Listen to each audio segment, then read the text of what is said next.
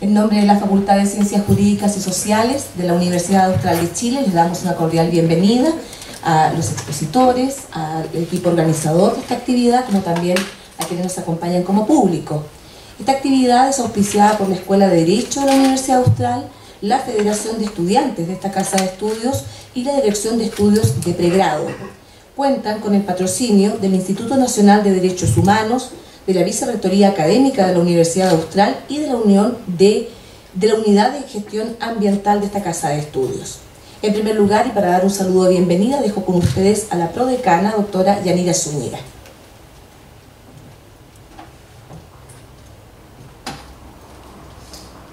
Muy buenas tardes a todos y a todas. Es un honor para mí dar las palabras inaugurales de estas segundas jornadas nacionales de Filosofía del Deporte y Derecho Deportivo, en nombre de la Facultad de Ciencias Jurídicas y Sociales, en nombre de su decano.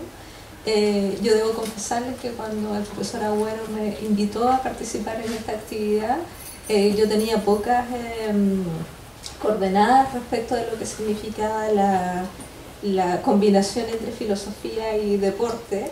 Ahora, habiendo estado investigando un poco sobre el tema, me doy cuenta de que son dos disciplinas que tienen mucho en común, al menos el entrenamiento en común, ¿no? El entrenamiento del cuerpo por un lado, el entrenamiento de la mente por el otro lado.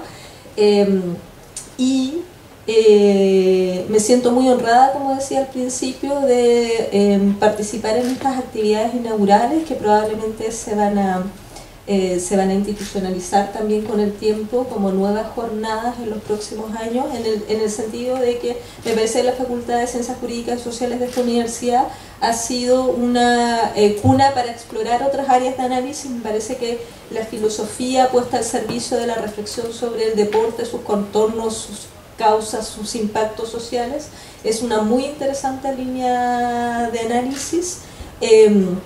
Y creo que la facultad está en una hermosa oportunidad de proveer un entorno también para facilitar y para institucionalizar esta línea de análisis. Yo le agradezco sobre todo al profesor Agüero su impulso, a los estudiantes y a las estudiantes que han estado comprometidas con este trabajo, y al mismo tiempo agradezco a los patrocinios institucionales para llevar a cabo esta jornada, y les doy gracias por su participación. Buenas tardes.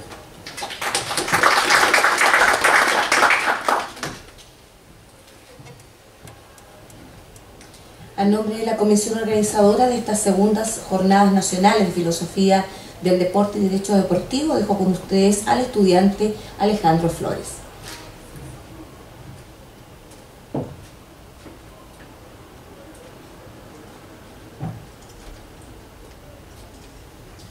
Muy buenas tardes. En primer lugar quisiera agradecer a todos su presencia, agradecerles porque están aquí, agradecerles tanto al público como a los expositores. Muchos de ellos han venido desde lejos para estar con nosotros. Quisiera también agradecer, como decía la profesora Yanira, a los organismos de la universidad que nos han apoyado, y también a otras instituciones, a la Escuela de Derecho de esta Casa de Estudios, a la Facultad de Ciencias Jurídicas y Sociales, a Vicerrectoría Académica, a la Dirección de Estudios de Pregrado, todos de esta universidad, y además de la Unidad de Gestión Ambiental también, que mañana va a estar con la presencia de contenedores y de elementos para aportar a la descontaminación en Valdivia. Aprovecho de pasar el dato además para mañana, que puedan venir y hacer uso de esto. Agradezco también, en nombre de la comisión organizadora, al Instituto Nacional de Derechos Humanos y también a la Federación de Estudiantes de esta universidad, quienes nos han apoyado en la realización de estas segundas jornadas nacionales de Filosofía del Deporte y Derecho Deportivo.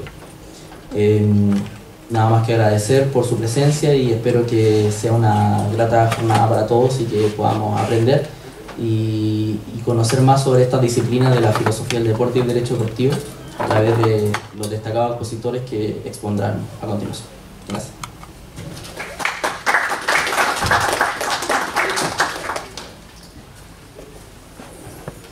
Bien, antes de invitar al primer panel, les recuerdo que este seminario se está transmitiendo hoy y mañana a través de www.tvaustral.cl y en los días posteriores también subimos estas ponencias en completo en nuestra videoteca de la página web de la facultad. Entonces invitamos al primer panel compuesto por la doctora Leticia Morales y la doctora Yanira Zúñiga. Los presentará y moderará el estudiante de Derecho, don Pablo Gallardo. Por favor, adelante.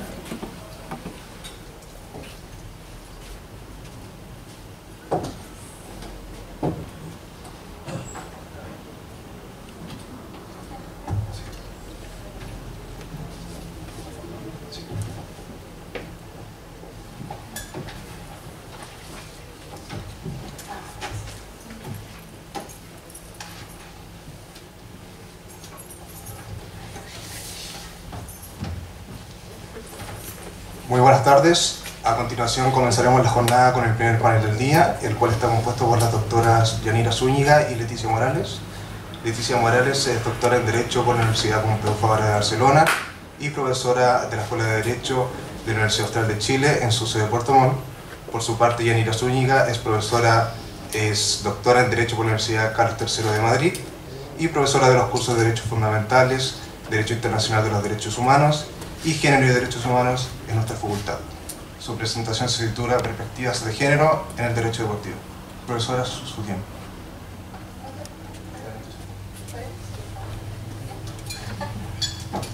Bueno, buenas tardes a todas y todos. Voy a empezar un poco con algunas aclaraciones. Es un gusto estar aquí, vengo de Puerto Montt, no es tan lejos, pero bueno. Y un poco también siguiendo las palabras de la profesora Zúñiga, cuando el profesor Agüero me invita a participar de estas jornadas, fue un poco sorpresivo porque no he trabajado en temas de derecho deportivo, pero sí tengo una tradición con el deporte. Y en ese sentido me pareció un desafío interesante traer un poco esa experiencia de haber sido nadadora competitiva durante muchos años y luego prácticamente olvidarme del deporte y dedicarme al derecho y a la filosofía del derecho, y en esta ocasión juntar un poco estos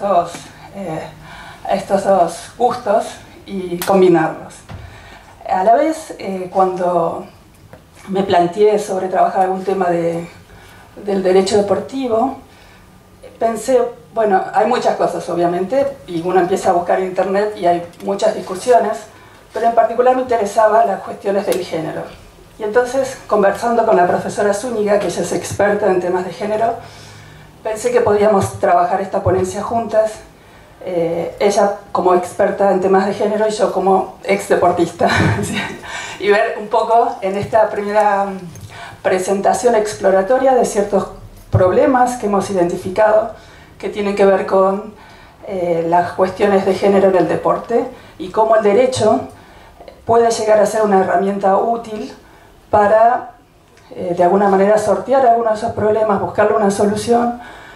Y a veces también hemos identificado que en realidad el derecho es más una traba en la solución de estos problemas. Pero bueno, es parte también de esta exploración de temas.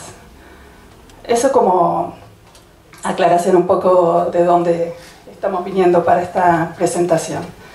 Entonces, empezando con la presentación concreta, un poco la introducción es destacar cuestiones que asumo que ya todos sabrán, pero hacer un poco hincapié, dado que somos el primer panel, en la relevancia que tiene el deporte para nuestras vidas. Esto es algo que yo lo viví, como les decía, y que me sirvió mucho la práctica del deporte luego en el resto de mis actividades en cuanto a la incorporación de disciplina y concentración, etc. Pero a su vez la contribución en temas más como la salud, la aptitud física, el autodesarrollo de las personas, por supuesto, y temas más generales como la economía, el entretenimiento, la cultura y la salud pública. El deporte parece que tiene una permeabilidad en todas estas cuestiones y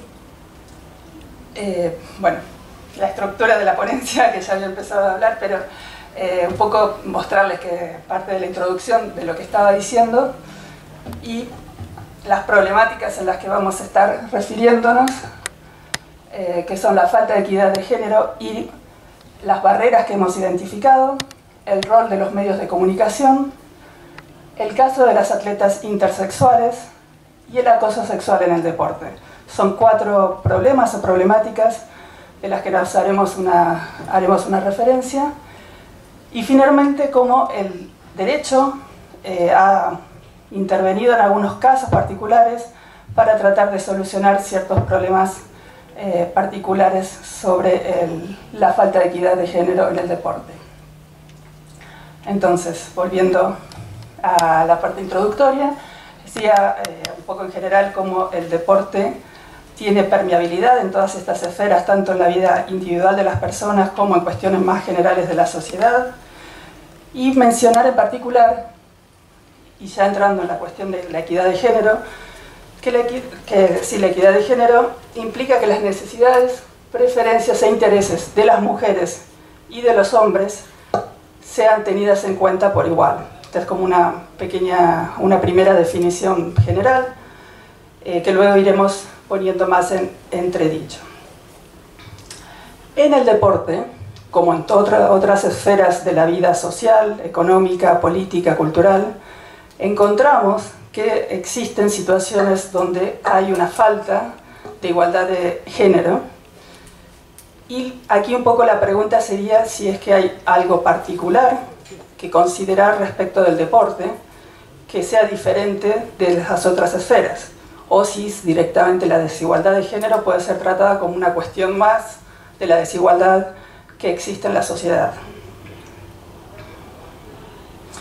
Y finalmente considerar que el derecho puede ser una herramienta efectiva para alcanzar que estas disparidades se vayan solucionando en la esfera deportiva.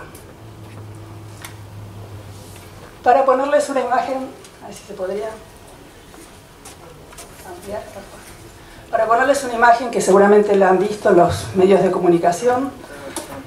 Esta es una imagen que se publicó en Facebook, pero que ha tenido una gran acogida, gracias, y se ha distribuido en las redes sociales, y es del 2018, donde se muestra una foto de 2 deportistas, Zoe Stein y Rio Waida, donde han competido en las mismas olas, o sea, son surfistas y los 2 compitieron en las mismas olas, y la premiación muestra que para el caso de Rio el premio es de $8.000 y para el caso de Zoe es $4.000. Esto generó todo un debate en las redes sociales y una crítica muy importante contra los organizadores y contra la organización general que nuclea a los surfistas por esta disímil premiación y cuál era la justificación detrás de la mitad del premio para el caso de la deportista femenina. Como respuesta, la Liga Mundial de Surf anunció el mes pasado que a partir del 2019 iba a exigir que los premios sean equitativos tanto hombres para mujeres. Y volveremos sobre este punto más adelante, pero bueno, era más que todo para mostrarles que todavía en 2018 encontramos este tipo de situaciones que nos hacen cuestionar cuál es la justificación concreta.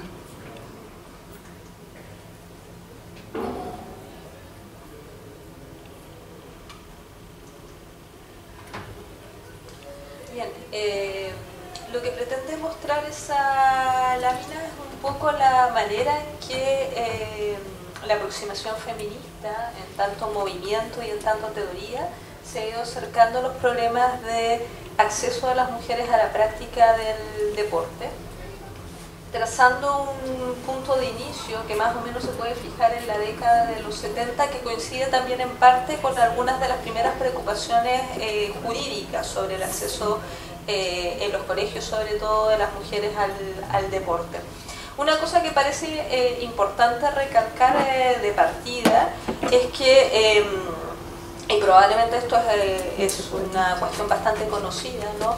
La práctica del deporte entre hombres y mujeres siempre ha sido diferenciada, es decir, las mujeres no han tenido históricamente el mismo acceso, en principio el mismo acceso a la práctica del deporte, por razones que se han arrastrado a lo largo de la historia, y muchas de ellas tienen que ver con lo que aparece ahí luego identificado como barreras sociales y culturales. Sin embargo, esto es interesante de destacar, la preocupación del feminismo como movimiento es una preocupación que se remonta a finales del siglo pasado, es decir, es una preocupación bastante reciente, a pesar de que, como he dicho, esas barreras han sido barreras históricas. Y en parte esto tiene que ver con que desde el punto de vista de la agenda feminista, la preocupación por el ingreso y acceso de las mujeres a lo que podríamos llamar en términos amplios el esparcimiento o la diversión o la práctica relativa al cuerpo era una preocupación bastante marginal si se la compara con otras preocupaciones que eran las que impulsaron la agenda feminista desde sus orígenes, ¿no? Estoy pensando desde luego en el derecho a sufragio, en el acceso a la educación, en materias relativas incluso al control del cuerpo, el acceso al salario, etcétera. Las brechas en el ámbito laboral eran hasta la primera mitad del siglo XX preocupaciones mucho más importantes, y eso hace que si uno empieza a rastrear, que es en parte lo que hicimos con Leticia ahora, un poco los trabajos sobre historia del deporte, sobre historia feminista, encuentra que las primeras elaboraciones se producen recién en esta década del 70, cuando también se empieza a diversificar el ámbito de los estudios feministas desde la sociología, en algún sentido la antropología, y también los trabajos de orden histórico que permiten conformar un mejor panorama de cómo se van produciendo esos acercamientos, ¿no? Y los primeros trabajos empiezan en Estados Unidos y Canadá, y luego se van a expandir a Europa, particularmente a Alemania y también a Inglaterra, ¿no? Y en algún sentido los trabajos latinoamericanos son mucho más recientes. ¿Cuáles son las barreras que esos trabajos identifican y que afectarían la práctica del deporte de las mujeres? Ahí aparecen dos tipos de barreras que uno podría descomponer en otras tantas, ¿no? Pero para efectos de este trabajo exploratorio las mantenemos en términos bien globales, ¿no? Un primer grupo de barreras que serían sociales y culturales, y un segundo grupo de barreras que serían las barreras estructurales. Las barreras sociales y culturales son las transversales no solo a la práctica del deporte, sino al ingreso de las mujeres en otras tantas áreas de la vida social, y están vinculadas a las representaciones sociales sobre el cuerpo femenino en el deporte. Mucho de la manera en que concebimos el deporte, sobre todo ciertos tipos de deporte, presuponen representaciones o simbolizaciones sobre el cuerpo, en las que hay asunciones sobre la virilidad, sobre la agresividad, sobre la competencia como indicadores masculinos, y en donde las representaciones que tenemos sobre lo femenino, la sumisión, la pasividad, la delicadeza, etcétera, hacen que las mujeres sean representadas siempre como, para utilizar una metáfora, como peces fuera del agua, ¿no? Esto, por supuesto, es mucho más obvio si uno piensa en ciertos deportes que aparecen altamente masculinizados, ¿no? El rugby, por ejemplo, ¿no? El fútbol también, ¿no? Ahora, lo interesante es que esto ha sido siempre una barrera para las mujeres, pero en parte la presencia o el incremento de la presencia de las mujeres en ciertas áreas deportivas ha dado origen a ciertas manifestaciones contrahegemónicas respecto de esas representaciones. Entonces, las mismas mujeres, al haber masificado su entrada a ciertas disciplinas, han ido, por un lado, poniendo de relieve la importancia de estas representaciones y cómo estas representaciones las expulsan. Pensemos, por ejemplo, en el fútbol, lo difícil que ha sido constituirse el fútbol como una disciplina para mujeres y como una disciplina también profesional, etc. Y han ido entonces elaborando de una manera más o menos consciente, deliberada, contrarrepresentaciones, ¿no? Sobre lo que significa la práctica, tratando de desarraigar esta idea de que los deportes son eminentemente masculinos. Sobre todo, como he dicho, esto aparece mucho más obvio en cierto tipo de disciplinas. ¿Puedes pasar? Y a esas barreras sociales relativas a las representaciones, ¿no?, que son muy importantes. De hecho, le comentaba a Leticia ahora en el almuerzo que hay muchas investigaciones sociales que demuestran que las mujeres que practican deporte tienen discursos muy dirigidos a enfatizar su calidad de mujer. Entonces dicen, yo sí soy mujer a pesar de que practico tal o cual cosa, ¿no? Entonces son muy conscientes de cómo ellas defraudan y cómo son transgresoras al defraudar la expectativa que existe sobre la feminidad al practicar ciertos deportes.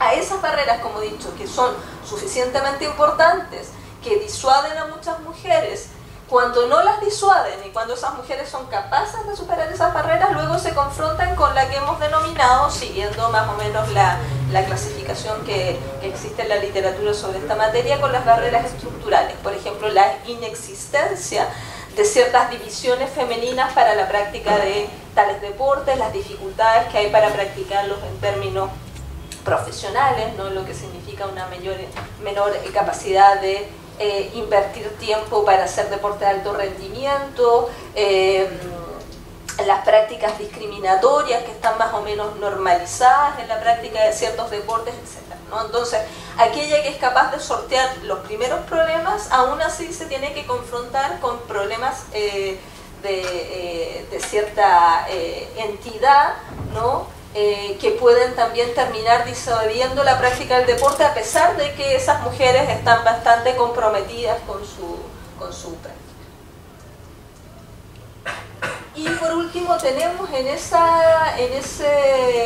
universo, y para tratar de contrarrestar, también la emergencia que está identificada por algunos estudios feministas, de discursos de las propias deportistas que son también construidos como una manera de tratar de desbaratar esta hegemonía de la representación masculina como algo transversal en el deporte, ¿no? Por ejemplo, hay discursos de mujeres que van dirigidos a la idea de que a llamar a otras mujeres a entrar a ciertas disciplinas para transformar entonces esas disciplinas en disciplinas más amables, ¿no? Es decir, hay una comprensión dentro de esos discursos de que la mayor presencia de mujeres podría no solo hacer más equitativo la práctica de la disciplina, sino cambiar incluso las coordenadas simbólicas en las que esa disciplina es practicada. Y entonces, aunque esas mujeres no todas se definan a sí mismas como feministas o como activistas feministas, sí son identificadas como una cierta emergencia de práctica que se alinea con estas vocaciones que tienen el feminismo en términos también de ser una práctica y un discurso transformador de las dinámicas sociales.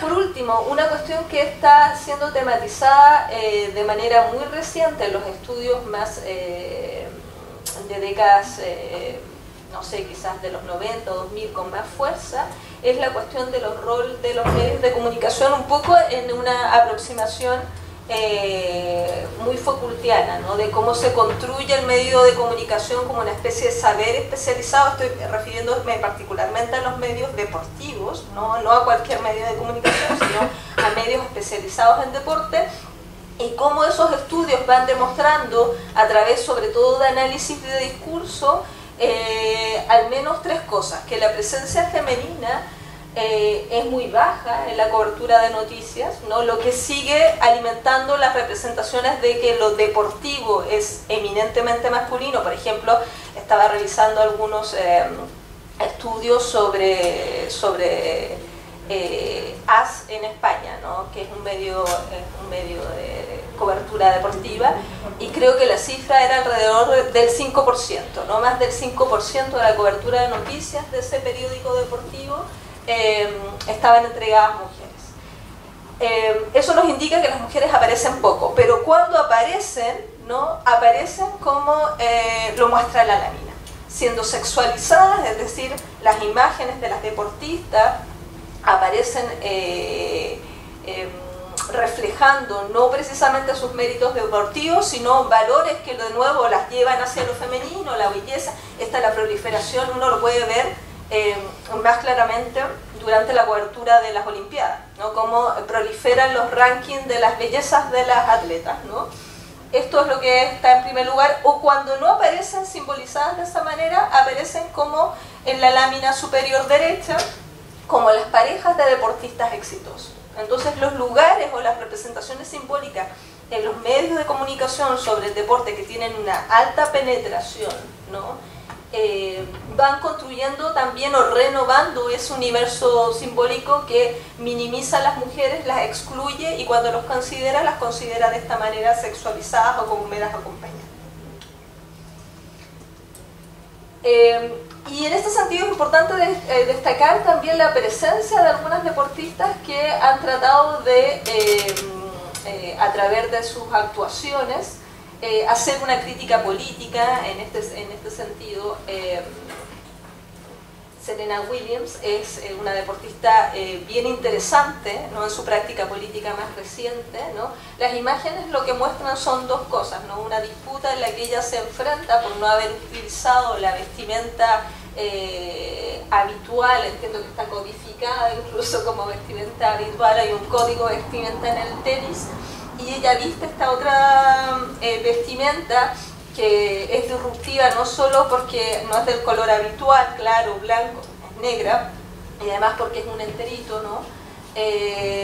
La razón por la que la viste es además porque esta vestimenta tenía algunas particularidades terapéuticas, ella venía de dar a luz, ¿no?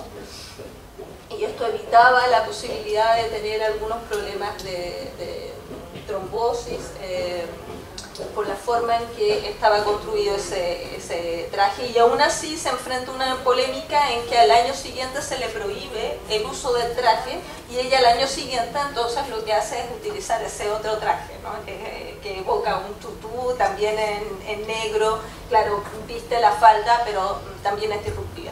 Entonces es interesante porque la práctica busca ser contrahegemónica y busca poner de relieve todas estas limitaciones del deporte.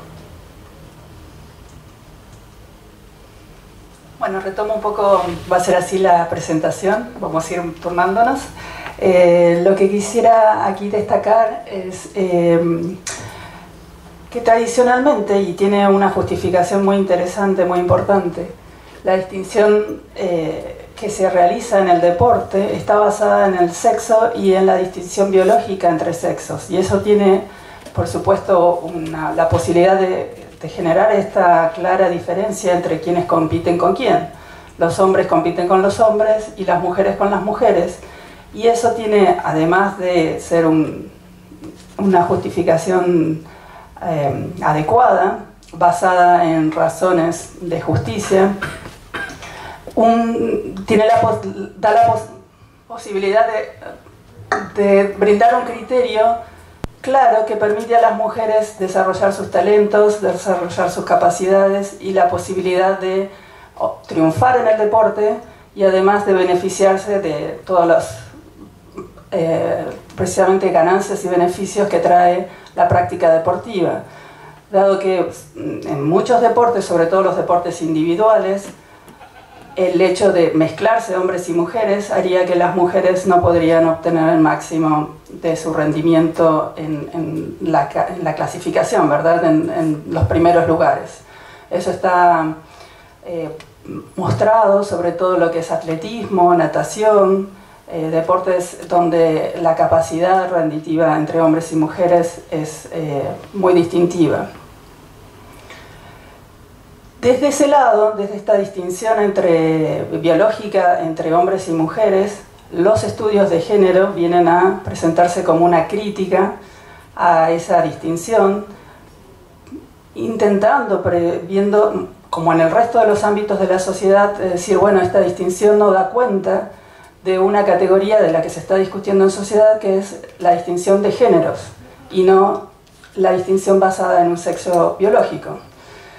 La contrarrespuesta que se ha dado desde el deporte es que estos estudios de género, tal como los explicaba aquí Yanira, todas estas cuestiones que empiezan a hacer ruido en el deporte, la contrarrespuesta lo que viene a decir es que en realidad esta perspectiva de género y esta distinción de género en realidad iría en contra de postulados feministas y de la posibilidad de que las mujeres tuvieran toda esa posibilidad de ser exitosas en el deporte, porque precisamente la distinción permite que se compita en espacios propios. Entonces, cambiar esa distinción generaría que todas las mujeres perdieran esos beneficios y esos con un costo alto en el deporte. Claro, acá hay una cuestión entonces que se presenta y que quisimos traerla también al debate, que es bastante actual, aunque ya lleva unos años, pero que las distintas regulaciones del Comité Olímpico Internacional y de las distintas organizaciones en los países todavía no es clara sobre qué lugar, qué vía adoptar en la regulación con respecto a las atletas intersexuales. Es donde más se ha presentado esta situación. Y en la imagen tenemos a la sudafricana Caster Semenya, que les será seguramente familiar, y la situación que se ha generado, porque se trata precisamente no de un caso aislado, sino que ha sido un conjunto de atletas que viene a poner en entredicho esta distinción entre sexos, la distinción biológica. Son atletas intersexuales, así son definidas, y son mujeres, pero que su biología presenta un alto nivel de testosterona que genera que su rendimiento, al menos eso es lo que los estudios muestran, que su rendimiento sea por encima de las marcas más altas femeninas. Entonces, como les decía, esto plantea un desafío, una crítica a la distinción entre sexos, pero que todavía no se sabe exactamente cuál es la regulación más justa. Por un lado, el Comité Olímpico Internacional primero dictó una regulación, luego esa regulación fue alegada por otra atleta india, y fue suspendida, y la última regulación del Comité Olímpico empieza a regir a partir de ahora, de noviembre del 2018, y lo que pretende es que las atletas intersexuales se sometan a un tratamiento de reducción del grado de testosterona, de manera de generar bases más equitativas o justas para la competencia femenina. Este es el criterio alegado por el comité. Por supuesto, este es un debate abierto y es una cuestión que creo que no está zanjada, que presenta varias controversias, pero es interesante cómo se plantea especialmente en el deporte, porque no es tan fácil, digamos, traspasar la discusión de género en el deporte.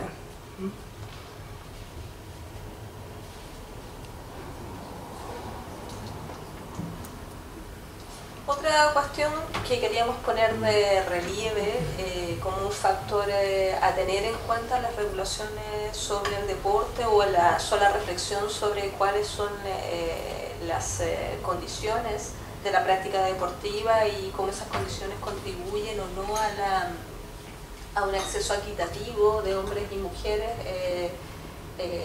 a estos escenarios, es la cuestión del acoso sexual en el deporte.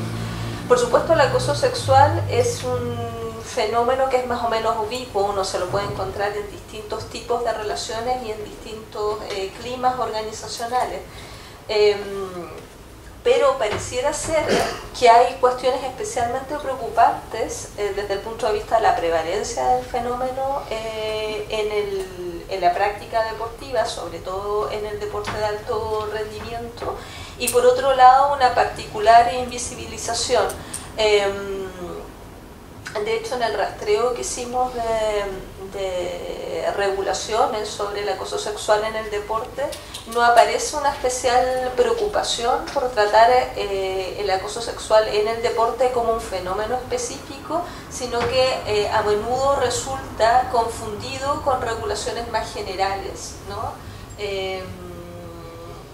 Por ejemplo, en el caso chileno me llamó la atención, hay una propuesta de regulación que está un poco al hilo de las regulaciones que podrían establecerse en las estructuras de sociedades anónimas dedicadas a la práctica de un deporte, más que a la regulación de tipo federativa o asociativa, ¿no? O tampoco hay una regulación específica en el ámbito del acoso sexual en el plano de las relaciones deportivas en los colegios, etc. No se mira como un fenómeno en particular y sin embargo pareciera que hay algunas razones que lo particularizan y lo hacen entonces mucho más preocupante desde el punto de vista de su incidencia. ¿Cuáles podrían ser estas? Por un lado hay una alta jerarquización, ¿no?, en las relaciones, y esto aparece en los pocos trabajos. Dicho sea de paso, también hay pocos trabajos desde el punto de vista de las ciencias sociales que caracterizan, han emergido en los últimos años, y los pocos trabajos que caracterizan esta materia, retomando, sugieren que la jerarquización que se da en el marco de las relaciones entre entrenadores y atletas es un factor contribuyente para el acoso sexual, en el sentido de que no es fácil prescindir de esa jerarquización, y esa jerarquización vuelve ambigua una serie de relaciones que pueden darse y que están relativamente normalizadas en el ámbito de los vínculos entre entrenadores y atletas. Por ejemplo, pareciera asumirse, insisto, sobre todo en el deporte de alto rendimiento, que el control realizado por el entrenador respecto a un atleta es algo no solo normal, sino deseable. Ese control puede ir desde lo que comes o no comes, a qué hora te acuestas o no, hasta cuáles son tus relaciones de pareja, cuáles son tus prácticas sexuales, y por supuesto ese tipo de relaciones también involucra una serie de vínculos que asumen que el contacto corporal está relativamente normalizado. Esto lleva a un segundo problema, ¿no? Si uno observa los estudios que tratan de identificar cuál es la lectura que le dan los partícipes en estas relaciones o una serie de conductas que suponen contacto corporal, no siempre queda claro para las deportistas si esas conductas tienen o no tienen una connotación sexual, ¿no? Qué sé yo, maneras de posicionar el cuerpo, contactos corporales, masajes, etcétera, podrían ser situaciones que son más fáciles de interpretar fuera del ambiente deportivo como situaciones con connotación sexual, mientras que aquí se vuelven borrosas. Por supuesto, al ser borrosas, eso lo que hace es generar una duda respecto de si se ha verificado o no se ha verificado la conducta, e inhibe la posibilidad también de denuncia. Hay una serie de otros casos que no son casos que pudieran ser en principio tan borrosos como los casos de violencia sexual, que pueden ser constitutivos, por ejemplo, de violación, para ponerlo en términos jurídicos, pero aún así esos casos de violencia sexual tienen poca denuncia. Desde luego, esos casos de violencia sexual no solo los sufren mujeres. Hace algunos meses apareció en las noticias un escándalo muy importante en Argentina, ¿no?, en las federaciones argentinas, en la práctica del deporte, del fútbol, sobre todo respecto de varones, de niños. Lo que demuestra que la práctica es amplia y que hay una cierta invisibilización de la práctica. Yo me atrevería a sugerir que esa invisibilización podría ser incluso mayor que la que observamos en otros contextos donde sabemos también que hay una cifra alta de subdenuncia. El caso que tienen en pantalla fue un caso bastante conocido de un médico que estaba adscrito a la Selección Nacional de Estados Unidos de Gimnasia, ¿no?, y que adquirió cierta relevancia pública porque las personas, las gimnastas que sufrieron abusos y violaciones de parte de él son gimnastas bastante conocidas, ¿no?, medallistas en general, olímpicas, ¿no? Y además, por la amplitud, por la persistencia en el tiempo, la sistematicidad, él fue condenado a, ya no me acuerdo cuántos, 100 y algo, ¿sí?, años, ¿no? Es un caso que se ha fallado recientemente, pero da cuenta, ¿no?, de que probablemente, si uno analiza el contexto, demuestra que hay una alta tolerancia en el entorno de esas atletas para que se haya producido con tanta sistematicidad y casi a vista y paciencia de los entornos familiares y por supuesto del resto de las atletas que estaban o directamente vinculadas como víctimas o al menos que eran sabedoras de la ocurrencia de estas conductas.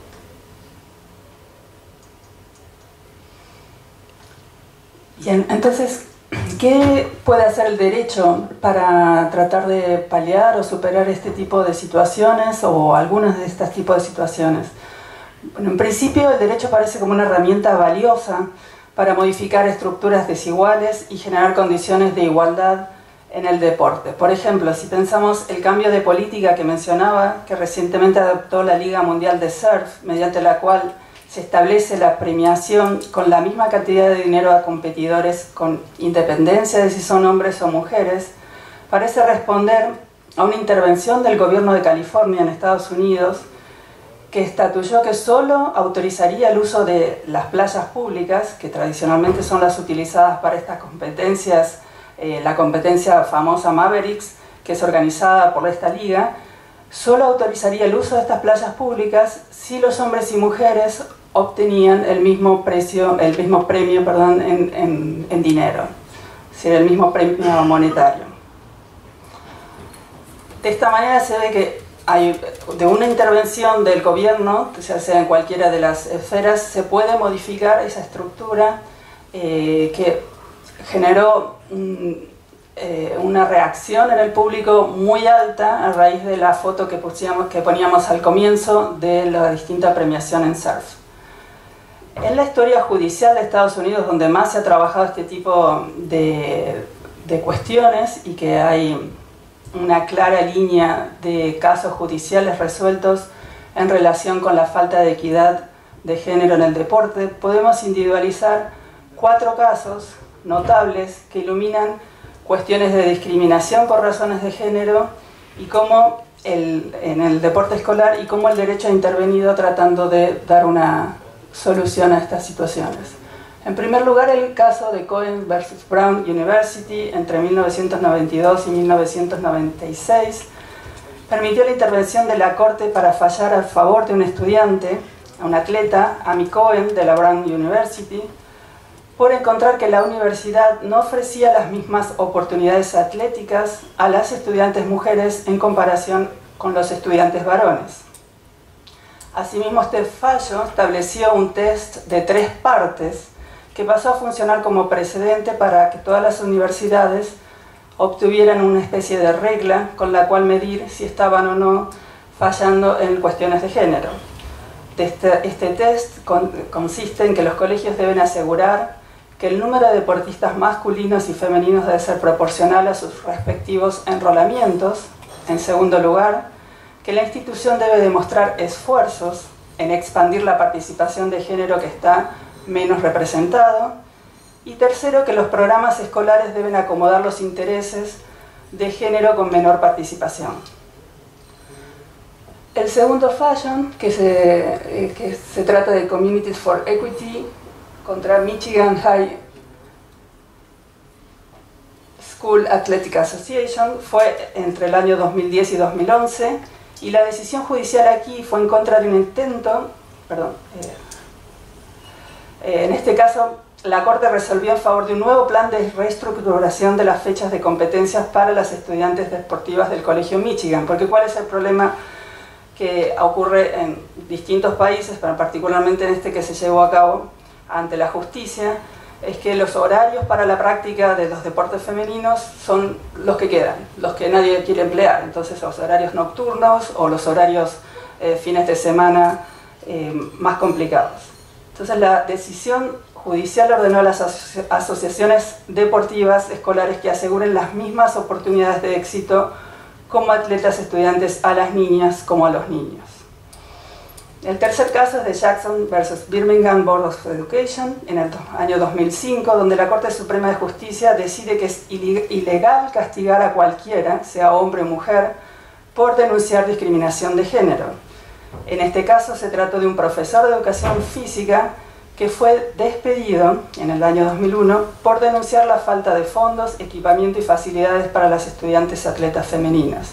Nuevamente la cuestión aquí era que los colegios en Estados Unidos destinan menos recursos a las atletas femeninas o a los equipos en general de deportistas femeninas por no tener el mismo impacto y por no tener el mismo grado de éxito, que es una de las cuestiones que se miden en las universidades estadounidenses y en los colegios estadounidenses.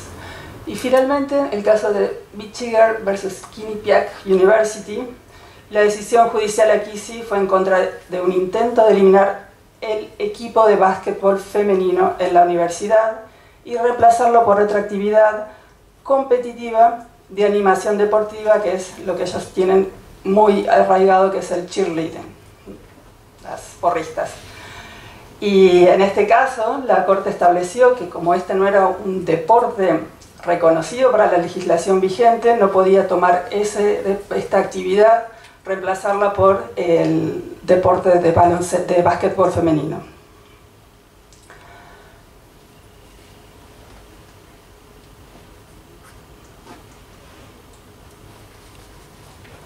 Bien, dentro de otros tipos de medidas de intervención que exploran otras áreas que ya no son tanto de respuesta judicial a problemas de discriminación, hemos identificado entonces otras políticas que vale la pena tomar nota de ellas. Por un lado, existen iniciativas para extender cuotas de género a las cuestiones deportivas. Como saben, las cuotas de género son un instrumento que ha proliferado, son particularmente vistosas en el ámbito del derecho electoral, pero no están solo reservadas al derecho electoral, es decir, para la cuestión de la integración de los parlamentos, sino que se han ido expandiendo a otras áreas, ¿no? En el ámbito del deporte hay dos tipos de medidas que se pueden entrecruzar bajo el entendido de que existe lo mismo que hay en otras áreas, un fenómeno del techo de cristal, es decir, que las mujeres no alcanzan los puestos directivos en el ámbito sobre todo federativo. Por supuesto, mientras más importante es la federación, menos mujeres hay en los puestos directivos. También se produce un fenómeno de segregación en el sentido de concentración en ciertas áreas que son de menor valoración social, como podrían ser las divisiones inferiores, ¿no? Entonces se producen estos fenómenos de segregación vertical horizontal que aparecen también en otras áreas de la vida social, se reproducen en el ámbito del deporte, y la idea de incluir cuotas, además de generar oportunidades similares de acceso y democratizar estos ambientes, también funciona sobre la base de que una mayor presencia de mujeres permite transformaciones culturales dentro de las prácticas en este caso de estas disciplinas, y al ocuparse los puestos de toma de decisión por mujeres hay más posibilidades de que las políticas deportivas al interior de esas federaciones también beneficien a las mujeres. Ese es el presupuesto. Hay unas iniciativas generales promovidas por el Sistema de Naciones Unidas como parte del seguimiento de los compromisos de Beijing que van en esta línea, pero también hay en el derecho comparado algunas iniciativas de aquellos países que han ido extendiendo sus dispositivos de cuotas a directorios de empresa y también en este caso a ramas federativas. Por ejemplo, es el caso de Francia. Francia tiene una ley, la llamada Ley de Igualdad Efectiva de 2004, que establece, entre otras obligaciones, las obligaciones de tener cuotas en el caso de ramas federativas, ¿no? En segundo lugar, también es importante tomar nota de la existencia de regulaciones para asegurar igualdad en las premiaciones. Ya Leticia se refería a la proliferación de algunas medidas en este sentido. Desde luego, algunas de estas medidas surgen de las propias federaciones, de los propios contextos asociativos. No son necesariamente medidas estatales, pero podrían eventualmente también serlo, ¿no? Y en el terreno, como ya también mencionaba hace un rato, donde pareciera ser que hay menos movimiento y menos expresión de preocupación, es precisamente en el área de las regulaciones en materia de violencia sexual, en la medida, insisto, que las preocupaciones no se expresan como estatutos regulativos que mejoren las oportunidades de denuncia sobre todo de estos hechos, y en general se expresan más bien como orientaciones, capacitaciones, y en el mejor de los casos como medidas de autorregulación por la vía de códigos éticos, y hay poco desarrollo desde el punto de vista de regulaciones externas que permitan entonces mejorar las posibilidades de denuncia, por ejemplo, ante tribunales. El problema de las pautas internas es que en los espacios en que está muy normalizado este tipo de prácticas, me refiero al acoso sexual, es muy difícil entonces que se produzca un control interno satisfactorio, y en ese sentido una preocupación por vía de estatutos externos, regulaciones especialmente dirigidas al acoso sexual en el deporte podría ser entonces una respuesta mucho más eficaz para erradicar este problema.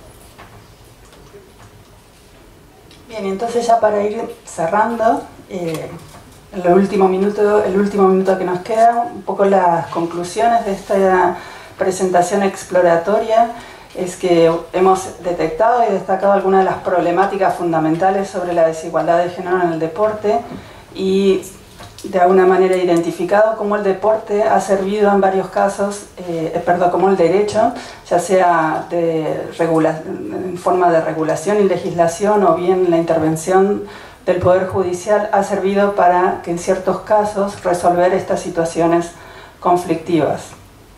En buena parte subyace la consideración de que en el deporte se reproducen los mismos problemas que están presentes en la sociedad y en cada una de las esferas relevantes. Entonces, de ese modo, las respuestas que puede brindar el derecho a estos problemas serían una aplicación particular de las consideraciones y de la recepción general de las normas sobre equidad de género. Sin embargo, persiste una pregunta fundamental detrás de esta primera aproximación a los problemas de falta de equidad de género en el deporte, que sí se podría aislar un rasgo característico particular en la esfera deportiva que haga que en este ámbito se requieran estudios más especializados. La cuestión se presenta principalmente por la fuerza de la distinción binaria, como mencionábamos antes, de sexos en cuanto a la distinción de categorías en el deporte, y cómo las nuevas figuras, como la participación de las atletas intersexuales, ponen en cuestión estas distinciones. Esta es una cuestión de debate abierta que todavía queda mucho para discutir y ver la vía de solución.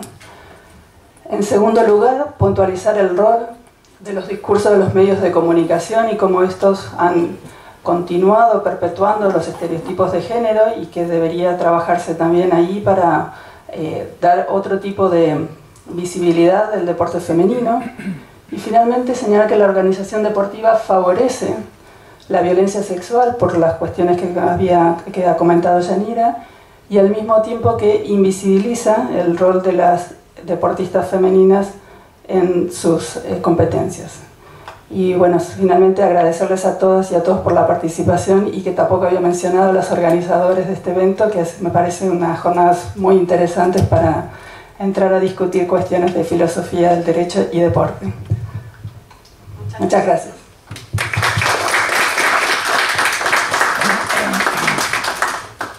Muchas gracias, profesoras. A continuación dejamos abierto el espacio para que puedan realizar preguntas a las expositoras.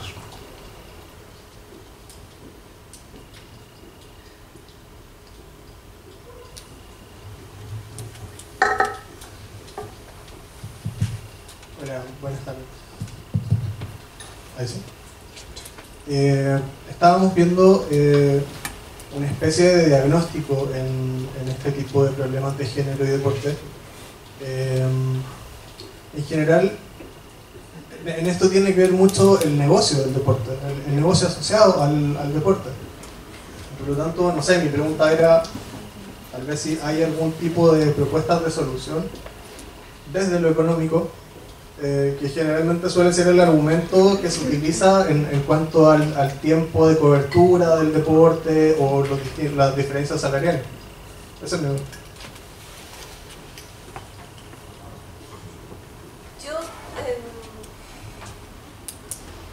Yo no estoy muy convencida de que las cuestiones de igualdad en general y en particular las cuestiones de género haya una convergencia entre una actividad vista como con rendimiento económico y las exigencias de la igualdad de género. Pareciera ser que la manera en que concebimos nuestras sociedades hace siempre que la igualdad de género sea vista como algo muy costoso. Lo estoy pensando, a diferencia de la profesora Morales, y yo no tengo ninguna relación con el deporte, pero mi impresión es que incluso cuando se presentan oportunidades de negocio deportivas ligadas a la práctica femenina, estoy pensando por ejemplo en el éxito que ha tenido la selección femenina de fútbol en Chile, esas oportunidades son menospreciadas, ¿no? O son puestas bajo la luz del fútbol como algo masculino. Estoy pensando en haber leído algunas notas de prensa, no retengo el nombre de la futbolista, pero que se la trataba como la Alexis Sánchez, ¿no? Y que obligó a que, yo creo, ella misma o alguien más reclamara que ella tenía un nombre, ¿no? Y que no tenía para qué ser tratada como la Alexis Sánchez. Lo que estoy tratando de decir es que hay un terreno en que uno podría pensar que hay oportunidad de negocio, y me parece que ese terreno, en la medida de que está tan consolidada el modelo, ese modelo de negocio, en mi opinión, también es un modelo masculino. Por lo tanto, pienso, a propósito de tu pregunta sobre las soluciones, pienso que como en otras áreas de la vida social, la que a mí se me ocurre es la de restricción, simplemente, ¿no? Lo que no significa que esto no pueda organizarse como un negocio, pero no con toda la discrecionalidad que está funcionando hoy día, sino establecer algunas restricciones y en algunos casos también pensar en algunos incentivos. Sí hay que tener en cuenta que los incentivos en materia de género, por ejemplo, transferencias económicas, funcionan mal porque, y yo me atrevería a decir que en estos casos, como el negocio es tan suculento, un incentivo de transferencia probablemente no alcance a transformar o a ser suficientemente interesante para transformar la dinámica. Por eso tiendo a pensar que es mucho más eficaz una regla restrictiva o prohibitiva, pero no sé, estoy abierta a otra posibilidad. Bueno, no solamente agregar que en esta presentación hicimos la distinción entre deporte amateur y deporte profesional, si se puede, o algunos deportes, tipos de deportes que caen claramente en la categoría profesional y otros más básicamente cuando se juegan las Olimpiadas, ahí todos los deportes son supuestamente amateurs, pero esta distinción también está en entredicho, ¿verdad? Porque si bien los atletas no ganan sumas astronómicas por participar y por las medallas que obtienen en las competencias, todo lo que rodea a los atletas en la actualidad es muy diferente, depende de dónde vienen, ¿no? Hay un apoyo económico a atletas de países desarrollados y un muy diferente apoyo económico al resto de los atletas que representan otros países. Esto es transversal al género, esto es igual para hombres y mujeres. Los que venimos de Latinoamérica no tenemos el mismo apoyo, ni la infraestructura, ni la inversión tecnológica, ni de ningún tipo que quienes están en los medallistas olímpicos. Esta es una cuestión, por supuesto, a tener en cuenta. Ahora, la pregunta iba más enfocada a los deportes profesionales y la diferencia que ganan entre hombres y mujeres los premios, ¿no? Y eso también tiene que ver con los auspiciantes. Creo que ahí la respuesta es la que ha dado Yanira. Y también cómo podemos ver que si hay una intervención de modificar, hay una intención de modificar los premios, se puede hacer. En parte lo que se discutía aquí es que los auspiciantes querían darle un premio más alto al ganador masculino. Bueno, pero se cambia la normativa, la autorización de usar el espacio público que son el océano, las aguas, y entonces la exigencia es de que den el mismo premio.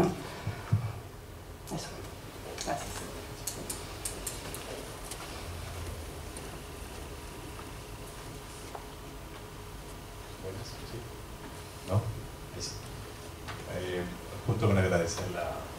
presentación y manifestar mi casi completo acuerdo con lo que dice. Simplemente tengo una duda, sobre todo en relación con la parte final del libro. Tengo la impresión de que el deporte es aquellas áreas sociales en las cuales tienden a interactuar diversos conjuntos de normas, y no todas estas son estatales, por decirlo, ¿no? Hay como superpuestos distintos tipos de regulaciones, y según entendí, principalmente ustedes se centran en el derecho estatal como un mecanismo que podría corregir todas estas desigualdades que nos hemos manifestado. ¿Por qué señalo esto? Porque los ejes de la ponencia era el deporte femenino, la intersexualidad y las cuestiones de acoso. Pensaba en ejemplos que habían salido este año en las noticias, por ejemplo, en relación con el deporte femenino, el equipo de fútbol del Barça femenino este año alegó que debían viajar en primera clase como los jugadores del Fútbol Club Barcelona de la Serie A, que viajan en primera clase. Y obtuvieron eso, pero obtuvieron eso a nivel de club, no obtuvieron eso a nivel de legislación estatal. Pensaba vinculado con la intersexualidad, la Federación Inglesa de Fútbol comenzó a establecer un sistema que se llama biométrico. ¿Y qué tiene esto? Es tan arbitraria como la distinción entre sexos, hombre y mujer, es la distinción entre 14 años, 12 años o sub-15, sub-16. Se dieron cuenta que si se le hacía a los chicos un examen biométrico, con los resultados de ese examen biométrico se establecían ligas de fútbol, los chicos eran mucho más felices, sobre todo aquellos que tenían quizás un desarrollo mucho más avanzado a los 12 años, que aquellos que tenían un desarrollo mucho más rezagado a los 12 años. Con base en un examen biométrico se pudo clasificar y reformular la idea clásica de los sub-15, sub-16, sub-17 para que los chicos fueran más felices en la práctica deportiva.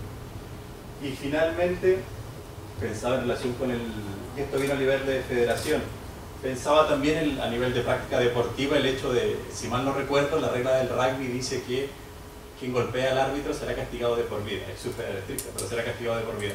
Y cosas así vinculadas con los acosos sexuales. O sea, ¿en qué medida sanciones que quizás van dentro de un conjunto deportivo o una rama especializada del deporte pudiesen llegar a ser mucho más efectivas o plausibles que las propias que podría llegar a establecer un Estado, pero asumiendo al principio que el deporte es un área en el cual se solapan una cantidad de regulaciones inmensas. ¿Qué piensan ustedes sobre los otros ámbitos de regulación y cómo estos podrían dialogar de mejor manera con el derecho estatal? Gracias. Yo brevemente para decir que sí, que estoy de acuerdo, que la intención al menos de la presentación no fuera centrarnos en la intervención estatal, sino distinto, pero no nos explayamos, pero sí, son muy buenos ejemplos de que creo que a todos los niveles corresponde una intervención, y de hecho el organismo que regula todo lo que es el deporte olímpico es el Comité Olímpico Internacional, que está por encima de los estados, ¿no? Los estados luego irán viendo cómo adoptan este tipo de normativa, pero lo importante para los deportistas es las Olimpiadas, y es el Comité Olímpico el que da las reglas ahí. Y por supuesto estoy de acuerdo de que sí, en todos los planos que se pueda haber interferencia para modificar es bienvenido. Claro, a la vez en países menos desarrollados, donde esta discusión todavía no ha llegado tanto, no se hace ni en ningún nivel, digamos, pero es bueno traer estos ejemplos para discutirlos. Sí, yo lo mismo que Leticia, el énfasis de la ponencia no tenía intención de excluir otras áreas de regulación normativa. Yo sí matizaría, esta es una postura personal, yo creo que la posibilidad de desarrollo normativo al interior de esas asociaciones deportivas depende de varios factores, de una combinación de factores más o menos afortunados, ¿no? Culturales, por cierto, no es casual que se desarrollen en algunos sitios cosas que en Latinoamérica no se desarrollan, y probablemente las razones culturales son poderosas, ¿no? Estoy pensando que esto puede ser muy relevante en la cuestión de los temas de género, ¿no? Porque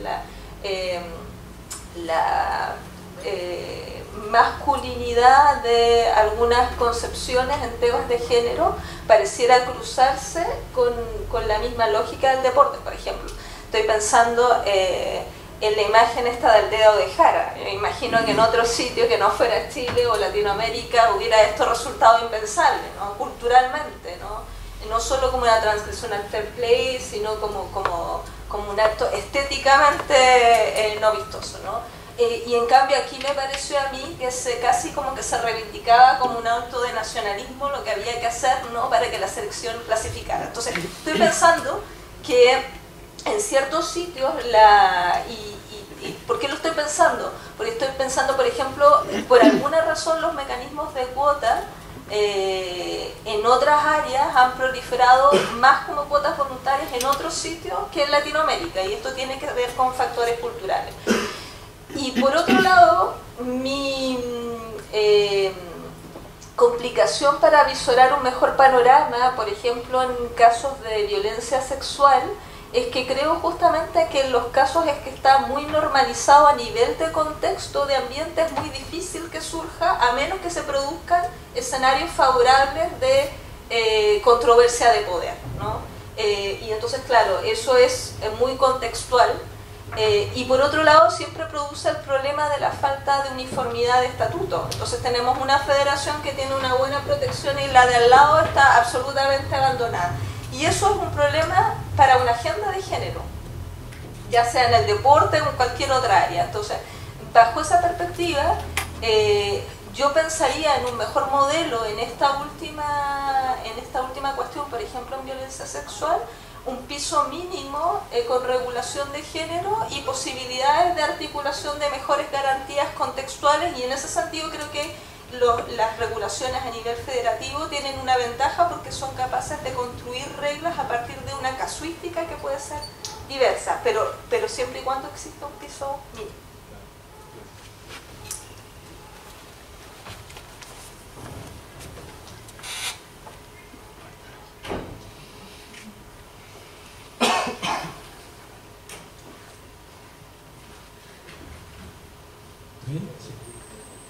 Primero que nada, muchas gracias por la exposición, por lo importante que se ve en esta instancia, sobre todo en un área que es dentro del derecho, por lo menos en nuestro país, es recóndita aún, ¿no?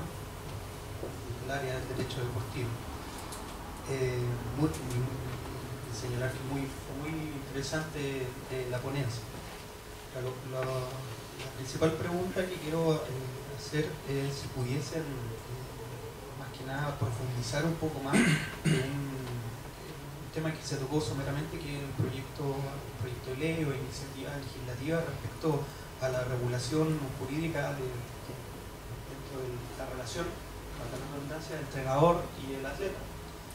Eso primero que nada. Y lo otro, manifestar una disconformidad con un concepto solamente que se utilizó en la última respuesta, que dio que se habló de, o se asoció al deporte profesional, o sea, al deporte amateur con las ramas del deporte olímpico. Siendo que, yo trato de entender esa asociación, se hace que dentro del profesionalismo se está subentendiendo como requisito sine qua non, digamos, de que tiene que haber una retribución económica al respecto. Siendo que para algunos pudiese ser de que el profesionalismo también no solamente pudiese que no sea un elemento tan esencial sino también la práctica sistemática o disciplinaria de ciertas materias. Ahora se entiende que si un Estado tiene las condiciones como para que los atletas o los deportistas se desenvuelvan de mejor manera, obviamente se propende a que haya mayor profesionalismo en ese sentido. Pero manifiesto mi disconformidad en el sentido de que considero que la mayoría de los Juegos Olímpicos están prácticamente todos los deportes de alto rendimiento, incluido el fútbol, básquetbol, atletismo, todo, en los cuales considero que el concepto que se utilizó no era el adecuado. Eso, muchas gracias. Muchas gracias por la pregunta y la corrección final. Contesto primero eso porque fui yo la que Y esto se debe precisamente por una cuestión de palabras. No tenemos un desacuerdo más que en los títulos o en las palabras que usamos. El deporte amateur es como yo lo practicaba y es el deporte de alta competencia y es profesional si se quiere incorporar la idea de dedicación, de esfuerzo, de práctica. Incluso hay o por lo menos se fue incorporando cuando ya estaba terminando mi carrera de nadadora, ciertas becas para posibilitar la adquisición de vitaminas, o sea, eran becas muy reducidas, pero bueno, tenían la intención de dar un reconocimiento como participantes del equipo nacional. Ahora, en mi trayectoria posterior, cuando he escuchado de esta distinción, se hace entre deporte amateur y deporte profesional para señalar a los que viven del deporte y que tienen no solo una ganancia como beca, sino que cobran sumas importantes, como sería el fútbol, el tenis, pueden vivir de eso. Natación, atletismo, básquetbol. Bueno, el básquetbol en algunos países tal vez, pero no, en la mayoría no se puede vivir de eso. Se hace con todo el esfuerzo y con toda la misma energía y dedicación y etcétera, pero sin la parte económica. Así que creo que en ese sentido no tenemos un desacuerdo y lamento si eso te generó una disonancia, pero en realidad no quise marcar la diferencia por la cuestión de menor esfuerzo, sino para marcar estas dos cuestiones que en el deporte se distinguen y que creo que, bueno, precisamente porque la gente está dispuesta a pagar a ver a los jugadores de fútbol en una cancha, pero no está dispuesta a pagar para ver 50 metros crawl en una pileta. La referencia a propuestas de ley dice relación más bien con la posibilidad en el caso chileno de regular el acoso sexual específicamente en el ámbito del deporte y dentro de eso en relaciones entre entrenadores y deportistas. ¿Por qué razón? Porque en el caso chileno la regulación de acoso sexual jurídica está circunscrita básicamente a la organización empresarial. Entonces las relaciones que se dan en el ámbito del deporte no son relaciones, en muchos casos, entre las personas en las que se puede producir el fenómeno que impliquen vínculo laboral. Entonces lo que se ha hecho es tratar de explorar, que es lo que estuve revisando, algunas opciones regulativas que van desde un poco lo que mencionaba el profesor Agüero, desde regulaciones que ponen énfasis en reglas internas, asociativas, por federaciones, hasta la posibilidad de simplemente legislar estableciendo una regla general de acoso sexual independientemente del ámbito, incluso con carácter penal, que fije un piso mínimo, y esto incluirlo como una regla de exigencia de organizaciones de sociedades anónimas para los tipos de deporte que se realicen de esta manera. Es decir, no cubriendo todas las relaciones que se dan en el marco del deporte, ¿no? Pero es un poco para tratar de sortear este problema. Yo imagino, no hice un estudio más profundo del asunto, pero imagino que en parte esto tiene que ver también con la discusión más general de acoso sexual en distintos ámbitos y la posibilidad de que tenga prevalencia en el deporte, pero más bien esas son las coordenadas todavía para ver cuáles podrían ser las opciones regulativas y, como decía, tampoco es que haya mucha variedad de preocupaciones en el derecho comparado, por lo tanto no hay muchos ejemplos que seguir y probablemente de regular algo aquí sería una regulación bastante básica, no demasiado innovadora.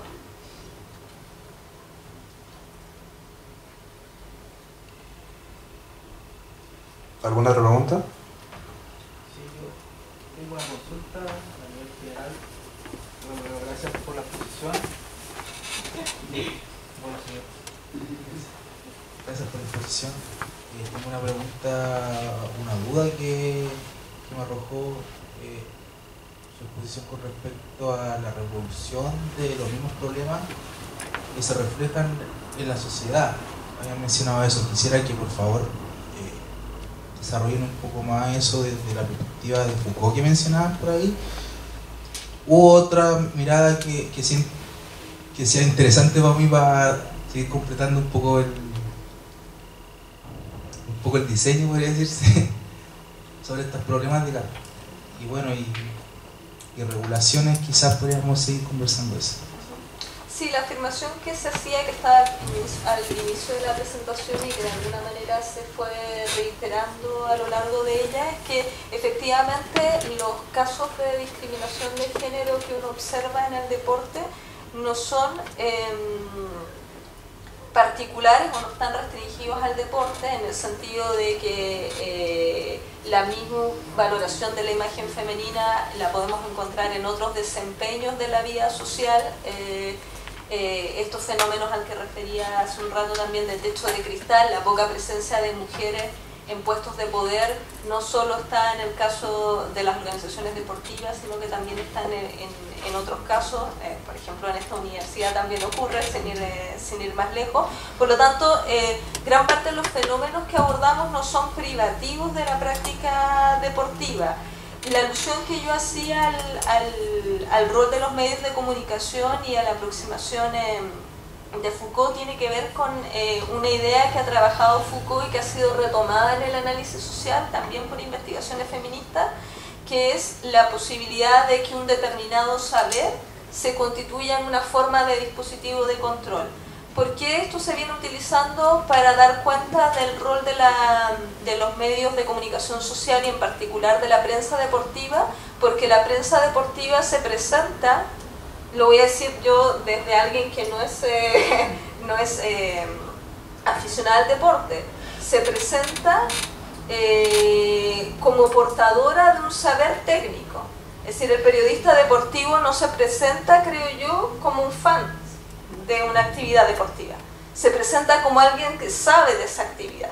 Y cuando produce crítica respecto de esa actividad y en esa crítica hay estereotipos de género, no se presenta simplemente como un opinólogo cualquiera, para decirlo en términos muy simples, sino como alguien que posee un saber que a su vez no es fácil de cuestionar. Entonces, al hacer la prensa esto, al presentarse como un saber técnico y no simplemente como comentaristas cualquiera de esa actividad, van produciendo un cierto conocimiento que no es solo descripción de la actividad que cubren, sino también es construcción valórica de esa actividad. Por ejemplo, cuando, y esto también lo revisamos un poco a propósito del trabajo que hicimos con Leticia, que esperamos que pueda dar origen a una publicación, si profundizamos sobre el tema, pero una de las cosas que encontré en algunas investigaciones sociales que se dan cuenta a propósito de las reacciones de la prensa es a propósito de la primera regla que adoptó el Comité Olímpico Internacional, creo que fue en el año 2004, precisamente sobre el caso de las personas trans, ¿no? Si podían o no podían participar. Esa primera regla admite que participen, ¿no? Sujetándolo a una serie de restricciones que eran más severas que la última que comentaba Leticia, que data del 2009. Ante esa determinación que toma el Comité Olímpico Internacional, que era un visto bueno para las personas trans de participar bajo condiciones incluso de cirugía o de uso de terapias hormonales, pero un visto bueno al fin y al cabo, muchos periodistas reaccionaron de una manera muy virulenta. Comentaristas prestigiosos de televisión diciendo que esto alteraba las mismas lógicas del deporte, ¿no? Por supuesto que si el comentarista, que es, para terminar mi idea, el portador de ese saber técnico, reacciona diciendo que está mal que el Comité Olímpico Internacional, esa manera de presentar ese discurso va cerrando los cánones de la discusión, ¿no? Porque se presenta como un saber técnico, como un saber autorizado, ¿no? Y entonces los medios de comunicación contribuyen fuertemente a mantener esos estereotipos, que uno podría decir transversales, al revestirlos de esta apariencia de saber técnico, casi de saber científico, que es más difícil de cuestionar que si simplemente nos ponemos a conversar tú y yo sobre cuestiones del mundo, ¿no? Entonces básicamente esa es la idea. El rol de los medios de comunicación es muy potente en ese sentido, porque es un saber que se presenta como técnico y no solo un mero seguimiento de una actividad y tampoco es una mera descripción de una actividad. Y solo para agregar brevemente a lo que ya la muy clara respuesta de Yanira, si uno se fija en la respuesta de los medios que ha tenido la intervención de Serena con este traje, el primero, fue masiva y todo el mundo tenía una opinión sobre si esto correspondía o no correspondía. ¿Qué importa? O sea, había una justificación para usar este traje, que era una cuestión de salud de una persona que se reincorpora a la actividad deportiva luego de haber sido mamá, y entonces tiene un traje diferente que es a lo que se practica, el que se utiliza normalmente en el tenis, pero la expansión, la cantidad de noticias que recibieron para criticarla y algunos para defenderla es enorme, ¿no? Y todo se centra en su aspecto físico y en su vestimenta, cuando pareciera que lo que importa es sus habilidades deportivas, ¿no? Entonces esto se reproduce en donde el acento está en la imagen, y en particular que es una imagen voluptuosa, que parece que es la que genera más desafíos en el tenis, que sea una mujer voluptuosa que se presenta en la cancha con un traje ajustado, cuando este tipo de discusiones no se presentan con la misma virulencia respecto de la vestimenta masculina. Era una acotación nomás, nada más. Sí. Bueno, cerramos la ronda de preguntas. Reiteramos el agradecimiento a las profesoras por su exposición, de la parte organizadora y también de la comunidad estudiantil. Muchas gracias. A continuación haremos una pausa de 20 minutos. Invitamos al coffee break que se está sirviendo en la sala de optativos, que se encuentra a un costado, y al regreso cerramos la jornada de hoy con el segundo bloque. Muchas gracias.